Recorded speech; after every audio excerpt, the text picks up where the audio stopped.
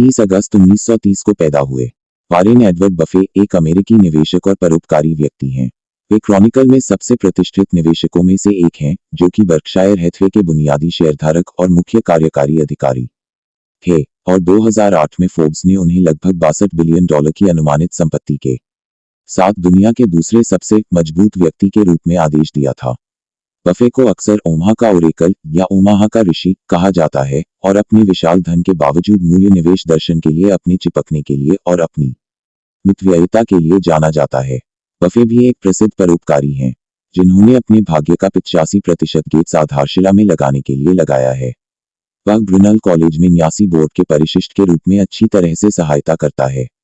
1999 में बफे ने Carson group के एक सर्वेक्षण वे 20वीं शताब्दी के सबसे महान धन प्रबंधक के रूप में वर्णित किया, जिसमें पीटर लिंच और जॉन टेम्पल्टन प्रमुख थे। 2007 में उन्हें पृथ्वी पर टाइम के लगभग प्रभावशाली लोगों में शामिल किया गया। वॉरेन बफे का जन्म ओमाहा, नेब्रास्का में हुआ था। उनके पिता का नाम हॉवर्ड बफे और 2 भाई बहन हैं। उन्होंने अपने दादा की किराने की दुकान पर काम किया। 1943 में बफे ने अपने एक आयकर रिटर्न को पंजीकृत किया, अपने पैडल को समर्पित किया और पेपर डिलीवरी मैन के रूप में अपने रोजगार के लिए $35 के लिए व्यायाम संवितरण के रूप में देखा।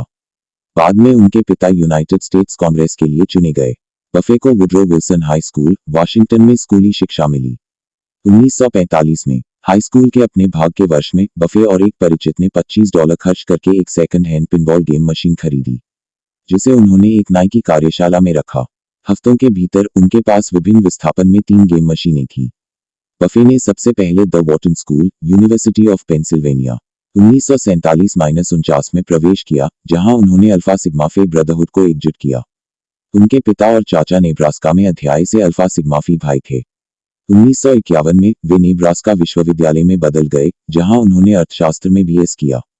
1951-54 तक बफे को Buffett Falk and company Omaha में एक निवेश विक्रेता के रूप में काम पर रखा गया था।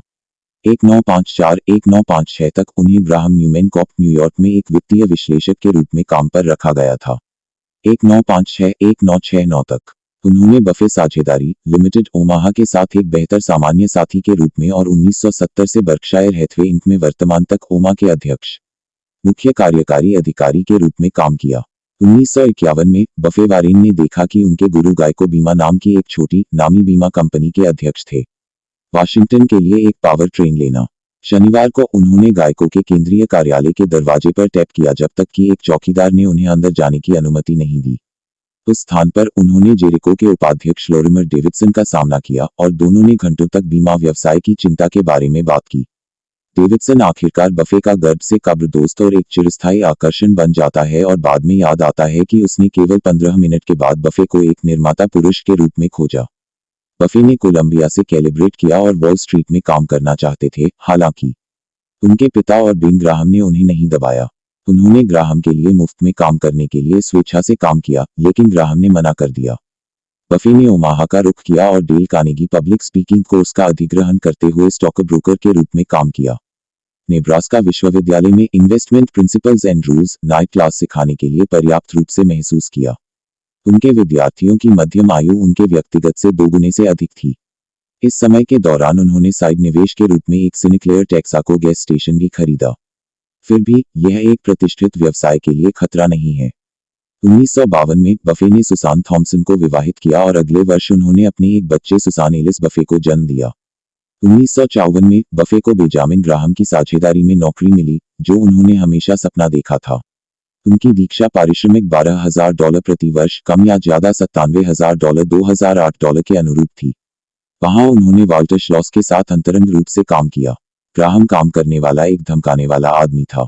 वह अनुभवहीन था कि स्टॉक उनके मौद्रिक मूल्य और उनके आंतरिक मूल्य के बीच व्यापार बंद करने के बाद पर्याप्त सुरक्षा मार्जिन की अनुमति देता है। इस बहस को बफे के साथ जोड़ दिया गया। बस उन्होंने कहा कि क्या मानक बहुत ज्यादा मांग कर रहे थे और कंपनी को बड़ी सफलताओं पर छोड़ने के लिए प्रेरित किया, जिनमें अधिक गुणात्मक मूल्य थे। उसी वर्ष बफे ने अपने दूसरे बच्चे हॉवर्ड ग्राहम बफे को जन्म दिया। 1956 में बेंजामिन ग्राहम ने स्थगित किया और अपनी साझेदारी को बंद कर दिया। इस समय बफे की खुद की बचत में $1,74,000 से अधिक शामिल थे और उन्होंने ओमाहा में एक निवेश साझेदारी बफे साझेदारी लिमिटेड की शुरुआत की। 1957 में बफे ने पूरे साल में 3 साझेदारियां की। उन्होंने ओमाहा में एक 5 बेडरूम वाला प्लास्टर हवेली खरीदा जहां वे $31,500 में रहते थे। 1958 में बफे के तीसरे बच्चे पीटर एंड्रू बफे का जन्म हुआ। बफे ने पूरे साल 5 साझेदारियों को नियंत्रित किया। 1959 में कंपनी ने पूरे साल चलने वाली 6 साझेदारियों को उठाया और बफे को चार्ली मुंगेर से परिचित कराया गया। 1960 तक बफे की 7 साझेदारियां थीं: Buffett Associates, Buffett Fund, Dacee, Emdee, Glenoff, Mobuf और अंडरवुड। उन्होंने अपने एक साथी, एक चिकित्सक को 10 अन्य चिकित्सकों को तैयार करने और अपनी भागीदारी में $10,000 का निवेश करने में सक्षम बनाने के लिए कहा। आखिरकार 11 मान गए। 1961 में बफे ने कहा कि सैनबोर्न मैप कंपनी ने साझेदारी के 35% के लिए रिपोर्ट की। उन्होंने कहा कि 1958 में सैनबोर्न स्टॉक का शेयर केवल $45 प्रति शेयर पर कारोबार किया गया था, जब सैनबोर्न निवेश पोर्टफोलियो का मूल्य $65 प्रति शेयर था। यह निहित है कि प्रति शेयर $20 में वेरिएबल सैनबोर्न का मूल्य था और कुछ भी नहीं के लिए एक नक्शे व्यापार के साथ निवेश पोर्टफोलियो के लिए डॉलर पर 70 सेंट से अधिक सहन करने के लिए अनैच्छिक था। इससे उन्हें सनबर्न के बोर्ड में एक स्थान मिला। 1962 में बफे ने अपनी भागीदारी के कारण करोड़पति बन गए, जो जनवरी 1962 में $71,78,500 का अधिशेष था, जिसमें से $1,025,000 बफे के थे। बफे ने सभी साझेदारी को एक साझेदारी में एकीकृत किया। बफे ने बर्कशायर हैथवे नाम की एक कपड़ा बनाने वाली व्यावसायिक फर्म का विभाजन किया। बफे की साझेदारी ने $7.60 प्रति शेयर पर शेयर खरीदना शुरू कर दिया। 1965 में जब बफे की साझेदारी ने आक्रामक रूप से बर्कशायर को खरीदना शुरू किया, तो उन्होंने प्रति शेयर $14.86 का भुगतान किया, जबकि कंपनी के पास प्रति शेयर $19 की कार्यशील पूंजी थी। इसमें अचल संपत्तियों, कारखाने, मशीनरी और उपकरण आदि का मूल्यांकन शामिल नहीं था। बफे ने बोर्ड की बैठक में बर्कशायर हैथवे का कार्यभार संभाला और कंपनी को खिलाने के लिए एक नए अध्यक्ष, केन चेज को नियुक्त किया। 1966 में बफे ने ताज़ा आय के लिए साझेदारी को बंद कर दिया। बफे ने अपने पत्र में प्रकाशित किया। अपने दूसरे पत्र में बफे ने निजी व्यवसाय की चिंता में अपने सबसे बड़े निवेश की घोषणा की, होस्टल्ड कोहेन को एक निजी स्वामित्व वाली बाल्टीमोर एम्पोरियम।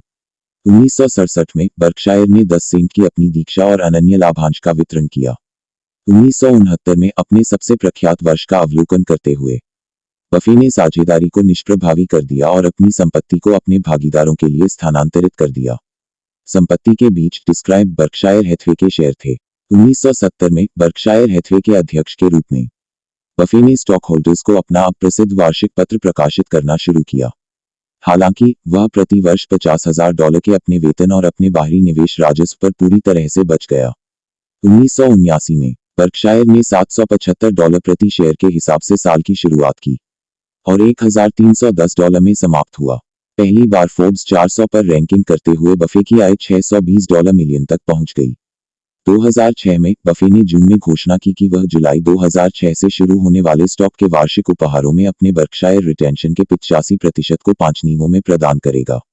सबसे बड़ा हिस्सा बिल और मेलिंडा गेट्स फाउंडेशन को जाएगा। 2007 में शेयरधारकों को एक पत्र में बफे ने घोषणा की कि वह अपने निवेश व्यवसाय को निष्पादित करने के लिए एक युवा उत्तराधिकारी या संभवतः उत्तराधिकारी की तलाश कर रहा था। बफे ने उस भूमिका को पूरा करने के लिए जीको में निवेश करने वाले लू सिम्पसन को बार बार बाहर निकाला था। हालांकि सिम्पसन बफे से केवल 6 साल छोटा है। 2008 में बफेट दुनिया के सबसे धनी व्यक्ति बन गए, जो बिल गेट्स का विरोध कर रहे थे, जिसकी कीमत फोर्ब्स द्वारा $62 बिलियन और याहू द्वारा रिपोर्ट की गई $58 बिलियन थी। बिल गेट्स 13 साल के लिए फोर्ब्स की सूची में पहले स्थान पर थे। 11 मार्च 2009 को बिल गेट्स ने फोर्ब्स पत्रिका के अनुसार सूची में नंबर 1 पर कब्जा कर लिया। बफे दूसरे के साथ उनका मूल्य क्रमशः $40 बिलियन और $37 बिलियन तक गिर गया है, जो संभवतः 2008-2009 के आर्थिक पतन का एक परिणाम है। आज के लिए बस इतना ही, और भी ऐसे वीडियोस के लिए हमारे चैनल को सब्सक्राइब करें। Thank you. जय हिंद।